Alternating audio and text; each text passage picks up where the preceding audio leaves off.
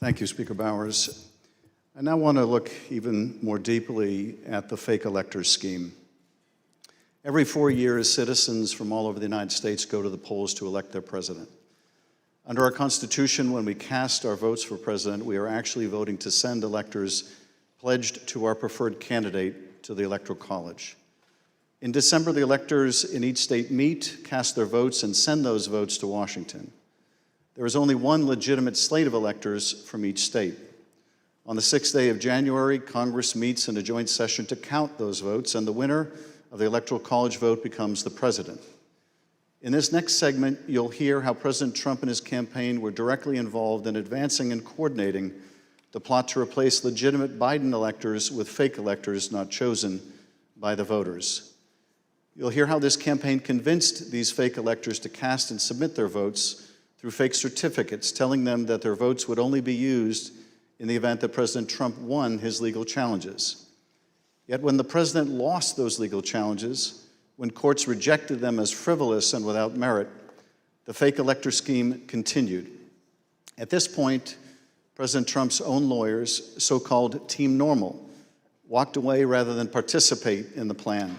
And his own White House counsel's office said that the plan was not legally sound. Let's play the following video produced by the Select Committee.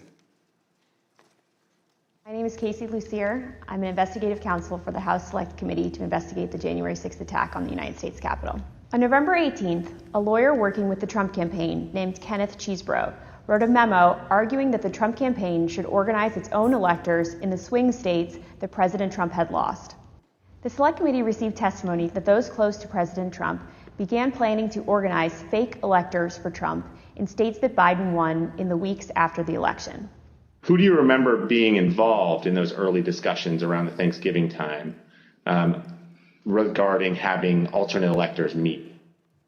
Mr. Giuliani, several of Mr. Giuliani's associates, Mr. Meadows,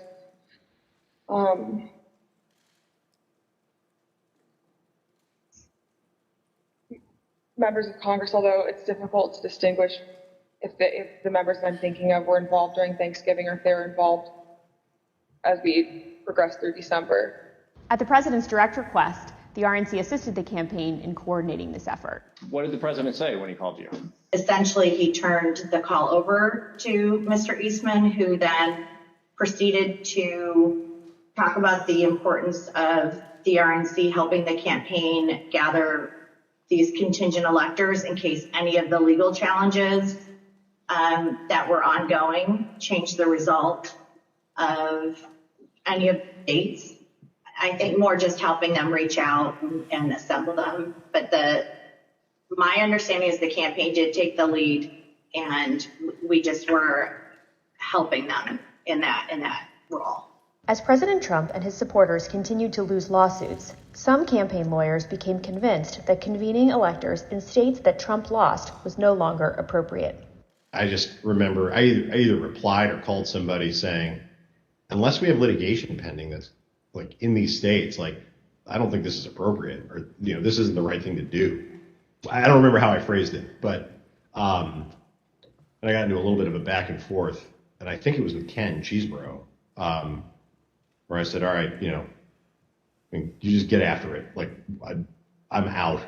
At that point, I had Josh Finley email Mr. Chesbro politely to say, this is your task. You are responsible for the Electoral College issues moving forward.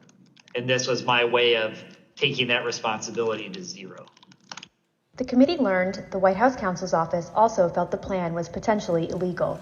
And so to be clear, did you hear the White House counsel's office say that this plan to have alternate electors meet and cast votes for Donald Trump in states that he had lost was not legally sound? Yes, sir. And who was present for that meeting that you remember? It was in our office. It was Mr. Meadows, Mr. Giuliani, and a few of Mr. Giuliani's associates. The Select Committee interviewed several of the individual fake